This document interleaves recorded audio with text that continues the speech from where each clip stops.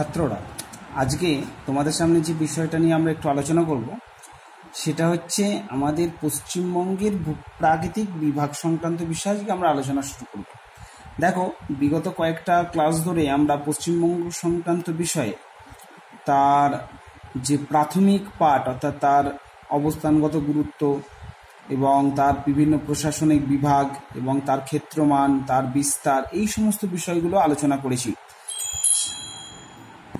আজকে আমরা পশ্চিমবঙ্গের ভূপ্রাকৃতিক বিভাগ সংক্রান্ত ব্যাপার নিয়ে আলোচনা শুরু করব এবং যেহেতু এটা একটা বড় অংশ, তাই ছোট ছোট ক্লাসের মাধ্যমে আমরা এই বিষয়টা আলোচনা করব। দেখতেই পাচ্ছ তোমরা পশ্চিমবঙ্গের ভূপ্রাকৃতিক বিভাগের একটি মানচিত্র তোমাদের সামনে কিন্তু আমরা তুলে ধরেছি এবং সেক্ষেত্রে আমি দেখাতে পাচ্ছি যে এখানে মূলত পশ্চিমবঙ্গের যে ভূপ্রাকৃতিক বিভাগ, দেখো বিভিন্ন সেট করে এবং একটা ইন্ডেক্সের মাধ্যমে অনেকগুলো বিষয় এখানে বলেছে। মূলত পশ্চিমবঙ্গের ভূপ্রকৃতি অত্যন্ত বৈচিত্র্যময়। এর উত্তরে রয়েছে যেমন নবীন পার্বত্য অঞ্চল, অর্থাৎ এই উত্তর ভাগটা যেমন নবীন পার্বত্য অঞ্চল রয়েছে, তেমন দক্ষিণে রয়েছে সমুদ্র উপকূল। যেমন ধরো দক্ষিণে রয়েছে সমুদ্র উপকূল আমরা দেখতে পাচ্ছি। আবার পশ্চিমে রয়েছে প্রাচীর বন্ধুর মালভূমি, অর্থাৎ পশ্চিম প্রান্তটা আবার প্রাচীন বন্ধুর মালভূমি। তেমনই রয়েছে এই যে দেখো সুবিস্তৃত সমভূমি অঞ্চল এখানে লক্ষ্য করা যায়। তাই ভূতাত্ত্বিক গঠন অনুসারে ও ভূপ্রাকৃতিক বৈচিত্র্য অনুসারে আমরা পশ্চিমবঙ্গকে প্রধানত তিনটে ভূপ্রাকৃতিক অঞ্চলে ভাগ করতে পারি। প্রধানত তিনটে, এখানে যে ভাগগুলো দেওয়া আছে সেই প্রধানত তিনটে ভাগের অন্তর্ভুক্ত বিষয়গুলো এর মধ্যে আছে। তাই আরও পরিষ্কার করে বা আরও একটু ডিটেলসে বলার জন্য আমি এই মানচিত্রটা তোমাদের সামনে নিয়ে এসেছি, যাতে তোমরা বুঝতে পারো আরও ভালোভাবে। দেখো, প্রধানত তিনটে ভাগে ভাগ মানে আমরা যদি প্রথমে বলি উত্তরের পার্বত্য অঞ্চল একটা, পশ্চিমের মালভূমি অঞ্চল একটা, আর সমভূমি অঞ্চল একটা। সেই প্রধান তিনটে ভাগ যদি করি তার কিছু কিছু উপবিভাগ আমরা কিন্তু দেখতে পাই। সেই উপবিভাগগুলোর মধ্যেই এখানে দেখা যাচ্ছে যে অনেকগুলো বিষয় এর মধ্যে লক্ষ্য করা যায়। যেমন ধরো লাস্টের যে চারটে অঞ্চল আছে, রাঢ় অঞ্চল, গঙ্গার বদ্বীপ অঞ্চল, সুন্দরবন অঞ্চল এবং উপকূল অঞ্চল এবং তরাই অঞ্চল এবং উত্তরের সমভূমি অঞ্চল, এই প্রত্যেকটা অর্থাৎ এই 6টা জায়গা আমাদের কিন্তু সমভূমি অঞ্চলের মধ্যে পড়ছে। অর্থাৎ একটা উত্তরবঙ্গের সমভূমি অঞ্চলের মধ্যে পড়ছে, একটা দক্ষিণবঙ্গের সমভূমি অঞ্চলের মধ্যে পড়ছে। আর পশ্চিমের যে মালভূমি অঞ্চলটা, এরও কিছু উপবিভাগ দেখতে পাওয়া যায়। এখানে কোনো উপবিভাগ না লেখা থাকলেও একেও আমরা তিনটে ভাগে ভাগ করতে পারি। আর দার্জিলিং পার্বত্য অঞ্চল যেটা আমরা এখানে লেখা আছে, সেটা মূলত উত্তরের পার্বত্য অঞ্চল আছে, তার যে দুটো ভাগ, একটা তিস্তার পশ্চিম অংশ এবং একটা তিস্তার পূর্বাংশ, সেই নিয়ে আমরা কিন্তু আজকের আলোচনা করব। আশা রাখছি আমার বক্তব্যটা তোমরা বুঝতে পেরেছো। ম্যাপটা কেবলমাত্র দেখিয়েছি যাতে প্রত্যেকটা প্রধান বিভাগের মধ্যে উপবিভাগগুলো আমরা আরও ভালো করে বুঝে উঠতে পারি। দেখো, আজকে আমরা কেবলমাত্র উত্তরের পার্বত্য অঞ্চল সংক্রান্ত ব্যাপারে আলোচনা করব। তোমাদের সামনে আমি একটা দেখো স্কেচ নিয়ে আসছি উত্তরের পার্বত্য অঞ্চল। দেখো এখানে লেখাই আছে পশ্চিমবঙ্গের উত্তরের পার্বত্য অঞ্চল সংক্রান্ত ব্যাপারে, এবং তার উত্তরের পার্বত্য অঞ্চলের অংশটুকুর ম্যাপ আমরা অঙ্কন করেছি। মূলত যদি যে বিষয়গুলো আমাদের দেখো উত্তরের পার্বত্য অঞ্চলের যে বিস্তার আমরা দেখি, অর্থাৎ অবস্থান, যদি আমরা এখান থেকে আরম্ভ করি, ধরো পশ্চিমবঙ্গের প্রাকৃতিক অবস্থান উত্তরের পার্বত্য অঞ্চল, পশ্চিমের মালভূমি অঞ্চল এবং সমভূমি অঞ্চল। উত্তরের পার্বত্য অঞ্চলকে আমরা প্রধানত দুটো ভাগে ভাগ করতে পারি, একটা হচ্ছে তিস্তা খাতের পশ্চিমাঞ্চল আর একটা তিস্তার পূর্বাংশ। দেখো ভূপ্রাকৃতিক বিভাগ হিসেবে আমি যদি এখান থেকে এটা নিয়ে আসি, এখানে দেখো মাঝখানে আমি তিস্তা নদীটাকে দেখিয়েছি এবং তার পশ্চিম অংশ এবং তার পূর্ব অংশ আমরা দেখতে পাচ্ছি এখানে লেখা আছে। চলো, উত্তরের এই যে পার্বত্য অঞ্চল, এই উত্তরের পার্বত্য অঞ্চলের আজকের যেটুকু আমরা আলোচনা করব, এই কতগুলো পয়েন্টকে আমরা একটুখানি আজকে ডিসকাস করবো। তোমার সামনে দেখতেই পাচ্ছ, ঠিক আছে। তার পরবর্তীকালে আমরা তিস্তার পশ্চিম অংশ এবং পূর্বাংশ নিয়ে আলোচনা করব। দেখো, উত্তরের পার্বত্য অঞ্চলের মধ্যে প্রথম যদি আমরা অবস্থানটা লক্ষ্য করি, তোমরা লক্ষ্য করতে পারছো, দেখো এখানে ম্যাপটা আমি করেছি। মূলত পশ্চিমবঙ্গের উত্তর পশ্চিম প্রান্তে, একদম এটা দেখো উত্তর পশ্চিম প্রান্তে, দেখো গ্রিন কালার দিয়ে করা আছে, উত্তর পশ্চিম প্রান্তে শিলিগুড়ি মহকুমা বাদে, মানে শিলিগুড়ি মহকুমাটা এরকম জায়গায় অবস্থান করছে, শিলিগুড়ি মহকুমা বাদে, ঠিক আছে, সমগ্র দার্জিলিং জেলা, কালিম্পং এবং আলিপুর দুয়ারের কুমারগ্রাম ও কালচিনি থানা অঞ্চলের পার্বত্য অঞ্চলটি অবস্থিত। অর্থাৎ এখানে যে মোট ক্ষেত্রমান তা পশ্চিমবঙ্গ রাজ্যের কিন্তু কেবলমাত্র 4%। বোঝানো গেল? অর্থাৎ শিলিগুড়ি মহকুমা বাদে আমাদের দেখতে পাওয়া যাচ্ছে সমগ্র দার্জিলিং জেলা, কালিম্পং জেলা, ঠিক আছে, এবং আমাদের আলিপুরদুয়ারের কুমারগ্রাম এবং কালচিনি থানা অঞ্চলে এই পার্বত্য অঞ্চলটি অবস্থিত। মূলত এই যে নামকরণ করা হয়েছে দার্জিলিং হিমালয়ের অন্তর্গত হওয়াকে দার্জিলিং হিমালয় পার্বত্য অঞ্চল বলা হয়। আমি প্রথমেই দেখো এখানে যেটা বললাম যে দার্জিলিং পার্বত্য অঞ্চল, কেন দার্জিলিং পার্বত্য অঞ্চল? কারণ এটা দার্জিলিং হিমালয়ের অন্তর্গত হওয়ার জন্য এই নামকরণ করা হয়েছে। এবং এই পার্বত্য অঞ্চলটাকে তোমরা যদি দেখতে পাও, দেখো তরাই সমভূমি থেকে উত্তরের দিকে খাড়াভাবে এই পার্বত্য অঞ্চলটা কিন্তু উপর দিকে উঠে গেছে। অর্থাৎ এই যে দেখো এখানে আমরা একটা সেট করেছি, এটা হচ্ছে তরাই সমভূমি অঞ্চল, সেখান থেকে দেখা যাচ্ছে খাড়াভাবে এই পার্বত্য অঞ্চলটা উপর দিকে উঠে গেছে। তার আমরা উত্তরে দেখতে পাচ্ছি সিকিম রাজ্যকে, ডান দিকে আমরা ভুটানকে দেখতে পাচ্ছি, ভুটান দেশকে, এদিকে আমাদের নেপালকে দেখতে পাচ্ছি, নেপাল দেশের অবস্থানকে পরিলক্ষিত হচ্ছে। বোঝা গেল? সুতরাং নামকরণটা আমরা বুঝলাম। এরপর দেখো আমরা অবস্থান এবং নামকরণের পর উৎপত্তি সংক্রান্ত বিষয়ে আলোচনা করতে গিয়ে মূলত টার্সিয়ারি যুগে, ভালো করে শুনবে, 6 থেকে 7 কোটি বছর আগে ভারতীয় পাত ও তিব্বতীয় পাতের সংঘর্ষের ফলে টেথিস মহিকাতের সঞ্চিত পলিরাশিতে ভাঁজ পড়ে এই অংশ সহ সমগ্র হিমালয় ভঙ্গিল পার্বত্য অঞ্চলে উত্থান ঘটে। পরবর্তীকালে হিমবাহ ও নদ নদীর ক্রমাগত ক্ষয় ও সঞ্চয় কার্যের ফলে এই অঞ্চলটি সুউচ্চ ও বন্ধু পার্বত্য ভূমিরূপের বিকাশ ঘটে। যেহেতু তোমরা জানো যে দার্জিলিং পার্বত্য অঞ্চল যেটা আছে সেটা পূর্ব হিমালয়ের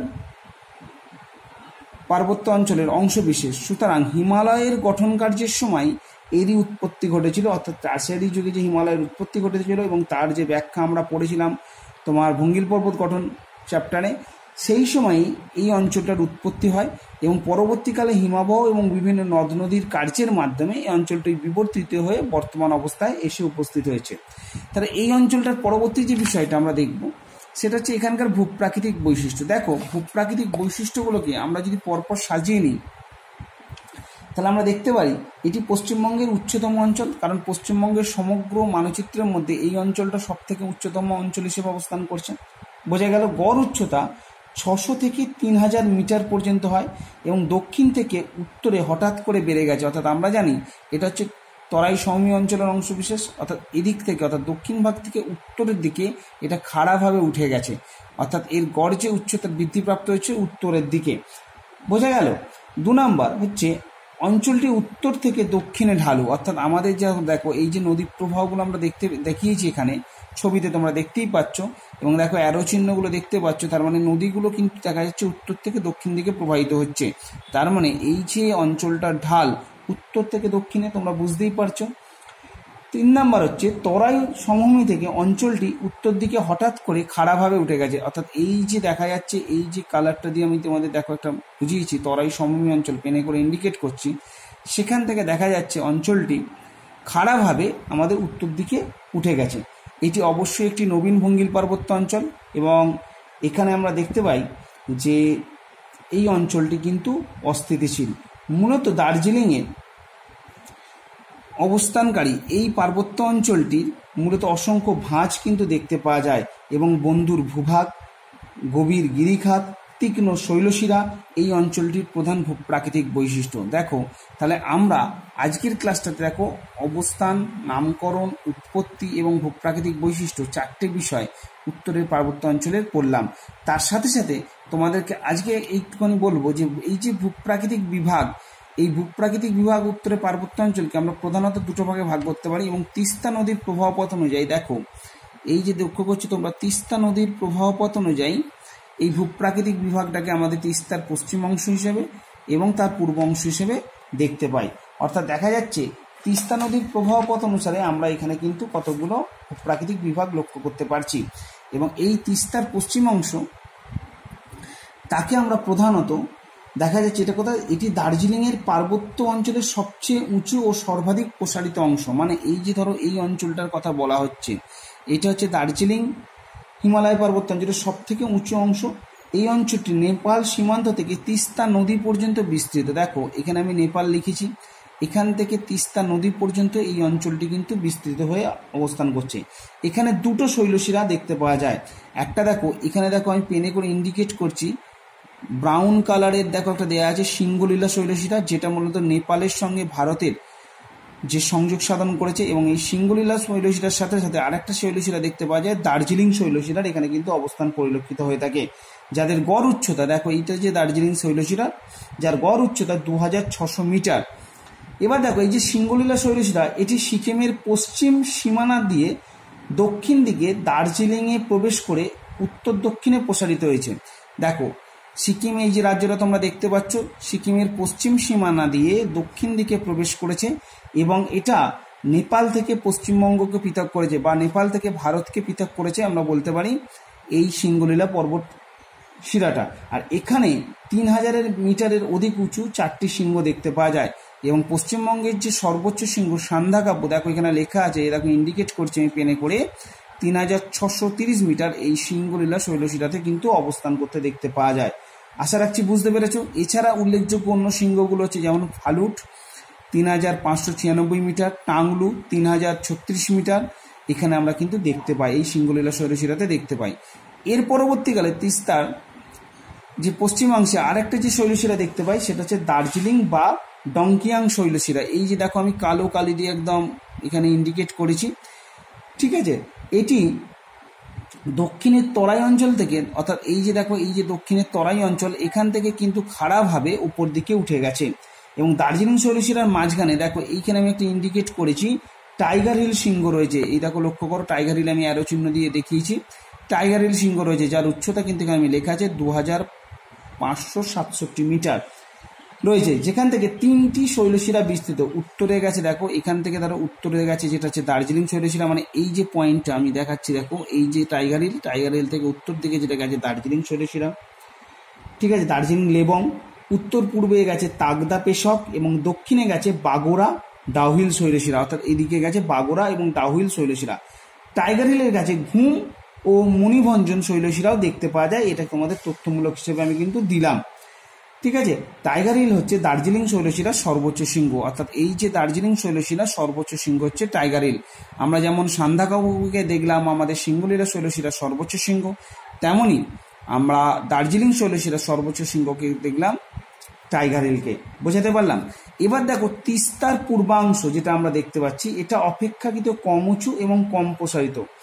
এই তিস্তা নদী থেকে জলপাইগুড়ি আলিপুরদুয়ারের উত্তর প্রান্ত পর্যন্ত বিস্তৃত। এই যে তিস্তা নদী থেকে, এই যে তিস্তা আমরা দেখো দেখিয়েছি, এখান থেকে জলপাইগুড়ি এবং আলিপুরদুয়ারের উত্তর পূর্ব প্রান্ত পর্যন্ত কিছুটা বিস্তৃত। এখানে আমরা কিন্তু দুটো শৈলশিরা দেখতে পাই, এই দেখো একটা ইন্ডিকেট করছি, একটা হচ্ছে তোমার দূরবীন দ্বারা শৈলশিরা, আর একটা দেখো একটা পেন দিয়ে উপর দিয়ে ইন্ডিকেট করছি চোলা শৈলশিরা। দেখো দুটো শৈলশিরার অংশ আমরা কিন্তু একটা দেখতে পাই। আর এই দূরবীন দ্বারার মধ্যেই আমাদের দেখতে পাওয়া যায় ঋষিলার অবস্থান পরিলক্ষিত হচ্ছে, অর্থাৎ দূরবীন দ্বারা শৈলশিরার সর্বোচ্চ শৃঙ্গ ঋষিলা আমরা কিন্তু এখানে দেখতে পাচ্ছি। অর্থাৎ এই যে দেখো ঋষিলা পর্বতশৃঙ্গ 3121 মিটার, হয়তো তোমাদের বইতে দেওয়া আছে, দেখতে পাবে। আর তার উপরে দেখো চোলা শৈলশিরাটা অবস্থান করছে। ক্লিয়ার? তাহলে আশা রাখছি আজকের যে ক্লাসটায় তোমরা বুঝতে পারলে যে তিস্তার এই যে পশ্চিম অংশ এবং পূর্বাংশ নিয়ে গঠিত দার্জিলিং পার্বত্য অঞ্চল তথা উত্তর পার্বত্য অঞ্চল, পশ্চিমবঙ্গের উত্তরের পার্বত্য অঞ্চল সংক্রান্ত বিষয়ে, ঠিক আছে।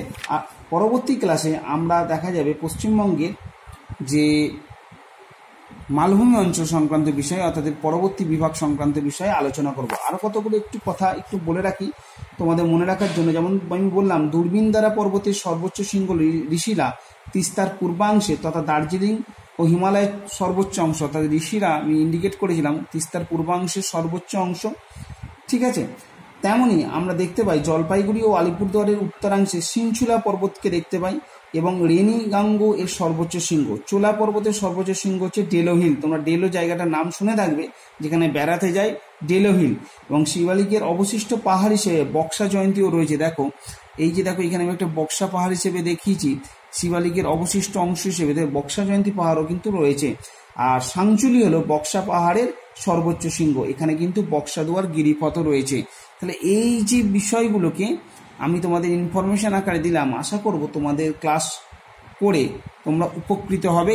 এবং প্রত্যেকটা দেখো পর্বতে যতগুলো আমি এখানে তোমাদের উত্তরে পার্বত্য অঞ্চলে পর্বতশৃঙ্গের কথা বলেছি, সেখানে কিন্তু প্রত্যেকটার হাইট আমি দিয়ে দিয়েছি, যাতে তোমাদের এখানে থেকে শর্ট কোশ্চেন প্রস্তুত করতে সুবিধা হয়। এবং আরেকটা জিনিস একটু বলে রাখি যে তোমাদের মূলত প্রধান শৈলশিরাগুলো এবং তার সেই 16 শিরার অবস্থানকারী শৃঙ্গগুলোর নাম আমি কিন্তু বললাম। তোমরা ভালো করে ক্লাসটাকে শুনে সেটাকে কিন্তু খাতায় নোট করে রাখলে তোমাদেরই কিন্তু উপকার হবে। পরবর্তী ক্লাসে আমরা পশ্চিমের মালভূমি অঞ্চল সংক্রান্ত বিষয়ে আলোচনা করব।